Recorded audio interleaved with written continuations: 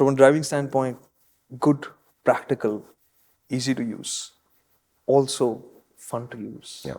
The electrical side of it also makes it all the more. Seems like a really nicely rounded, polished off car. And now the other part, the suspension. Best balance of any Creta. You know, I love the N line. Yeah. Because it's so much fun. Yeah. This is not as firm as that because I sat in the N line right after this. It's not as firm. The N line has firmness to it. But this setup has the kind of plushness that the Creta has with, and this is 17-inch wheels as well. It has that plushness, but with control. How have they done that? They've had to retune it. They had to retune it, yeah, for the extra weight, for sure. So they have recalibrated and they've got a good setting. So I've got a video. I took a video as well because I was pleasantly surprised with how well it was managing stuff. So I was going through this narrow road, the same place, that salt pans wala jagah.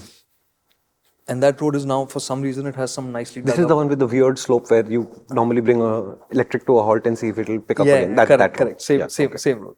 And now there are dug up patches over there for some reason with sharp drops. And I was hitting them at 40, 45. When I did that, then you would hear the suspension go. But at speeds lower than that, how nicely it handled everything. Great. And all the regular kind of stuff, you don't even feel. You don't even feel it. I'm genuinely impressed with this suspension setup. And I was talking to some of the guys at Hyundai, I said, and this was before I drove the car, I was like, why does Hyundai always struggle with rear suspension? Why does it always have that slight... And you're fixing it with every vehicle. But you still have examples like the Extra, which the second your family's in the back, it's like boing, boing. And in this car, I was like, okay, it's feeling good in the front. I hope it's good in the back as well. Then I drove, went over those same roads again, did the same speeds again. And the one thing I try and do at times is, when I can manage it, is that I'll say, I'll just be on the phone. If I can't be on the phone. How disturbed are you getting? It distracts me from what I'm trying to do, means it's not working as well. And okay, he's not scrolling reels endlessly when he's doing this in the phone. He's on the MotorInc app, going through the circle section, looking at what people are saying, what comments have come in, what we need to respond to. He's technically working. It's not what you think. So it didn't distract me from the task that I had at hand. And genuinely, I was doing some work. And I didn't realize that... But what do you mean genuinely? Okay. So I was doing some work and I didn't realize that we had already covered more than I had wanted to or expected to in that while being on the phone. Nice. And then I was like, okay, I'll put this away and start observing again. And then obviously. So suspension setup, good. Is it sporty like the N-Line? No, it's not. It's not that firm. But it's a good balance. This car is all about balance, isn't it? Everything you've said so far, you're saying nail the balance, nail the balance, nail the balance, nail the balance. Nice. They have, see, this is what, right? It's so normal and so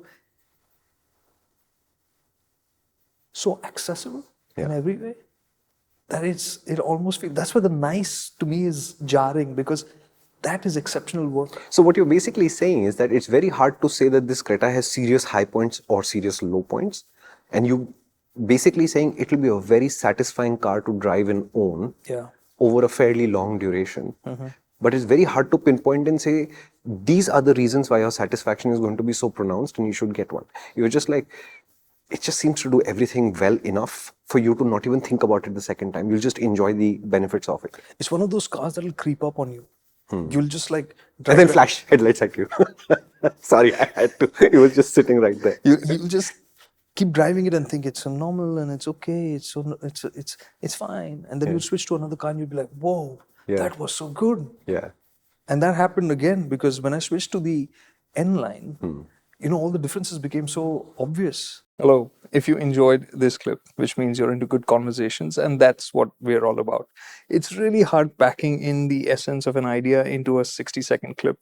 This 3-minute, 5-minute video would have given you a sense of that. And you can enjoy this entire conversation in its full glory on the MotorInc channel. So why don't you head out over there and subscribe to that, and you could subscribe to this channel as well if you enjoyed it.